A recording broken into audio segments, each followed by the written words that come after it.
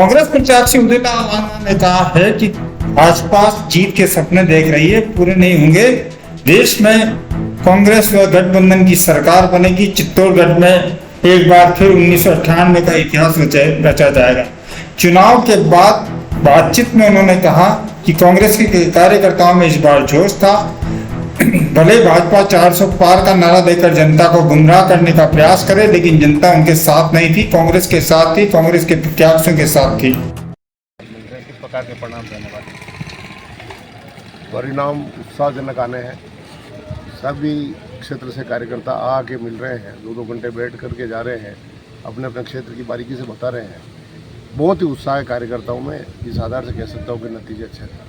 लेकिन जिस तरह इसका नतीजा तो ईवीएम मशीनें खुलेगी जब भी मालूम पड़ेगा। लेकिन बाकी ये बात भी सही है कि अगर कैंडिडेट खुद ही हार मान ले तो कैसे, तो उनको तो जीत के नहीं है।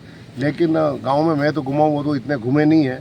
मैं तो हर पंचायत मुख्यालय पे गया, पंचायत मुख्यालय के अलावा कोई गांव छूट रहा था, बड़ा गांव था तो वहाँ भी गया हूँ। तो लोगों में जो उत्साह चुनाव के दौरान देखा, ऐसा 98 के चुनाव में जब जसवंत सिंह जी के सामने देखा था, वैसा उत्साह इस बार था। इस आधार से कह सकता हूँ कि निसंदेह बहुत ही अच्छे परिणाम आए। ये कैंडिडेट अपने अपने स्वार्थ के लिए, परिस्थिति अनुसार, अपने बिजनेस, अपने व्यवसाय, अपने प्रेशर के लिए धोखा करके जा रहे हैं।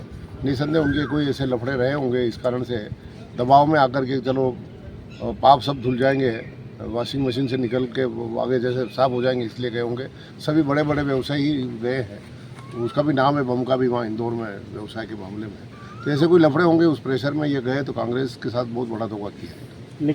परिणाम में निसंदेह इंडिया गठबंधन की सरकार बनना लगभग लग रहा है, क्योंकि जिस प्रकार से भारतीय जनता पार्टी के वरिष्ठ नेता, विशेष करके माननीय मोदी साहब भी प्रचार संभाले हुए हैं।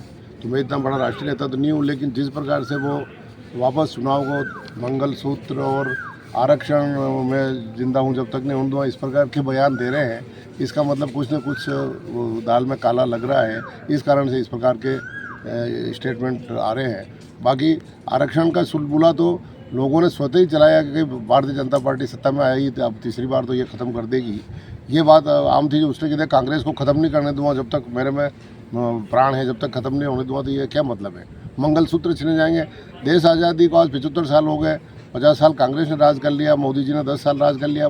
कौन से मंगलसूत्र छिने जाएंगे? लेकिन इस भावना से इनको वोट मिलते हैं, इसलिए उसी पटरी पर चल दिए।